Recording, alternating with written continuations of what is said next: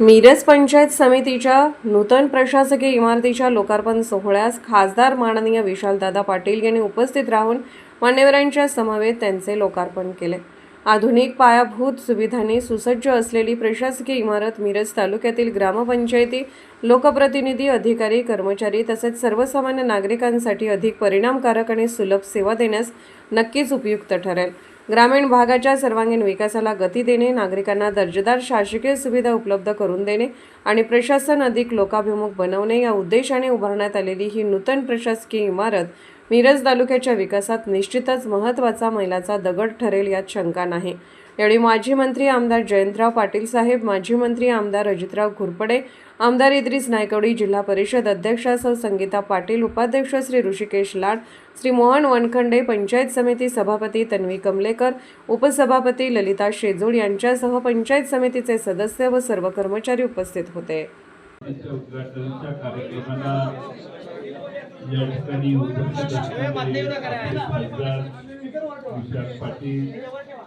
विधान परिषदेचे सदस्य नायकवडी साहेब, आपल्या सर्वांचे ज्येष्ठ नेते माननीय अजितराव घोरपडे सरकार, जिल्हा परिषदेच्या अध्यक्षा संगीता पाटील,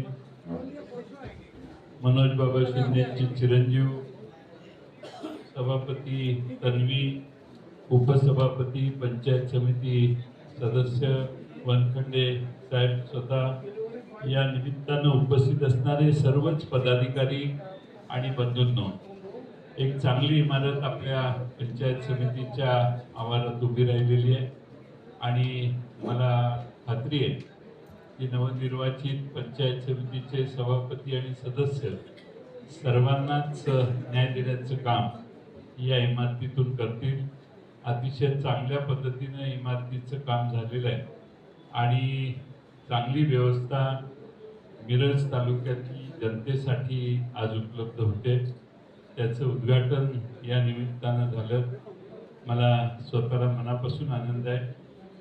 मला 5:45ला हरिपूरला एक लग्न आहे आणि त्यामुळं आपल्या सर्वांची परवानगी घेऊन मी पुढे जाणार आहे, पण पुढचा कार्यक्रम रीतसर या ठिकाणी होणार आहे। मला फक्त एकट्याला जायची परवानगी आहे, बाकी कोणाला नाही।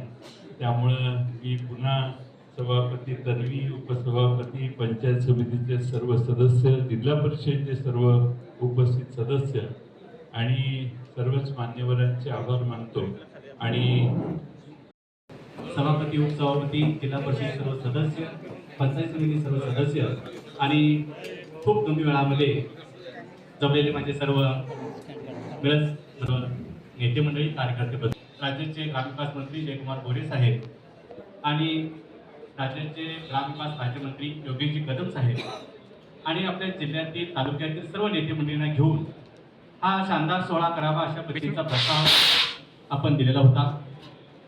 परंतु काय गडबड झाली माहीत नाही दादा। अधिवेशन संपायच्या अगोदरच बातम्या लागल्या की सर इथलं उद्घाटन घ्यायचं आहे।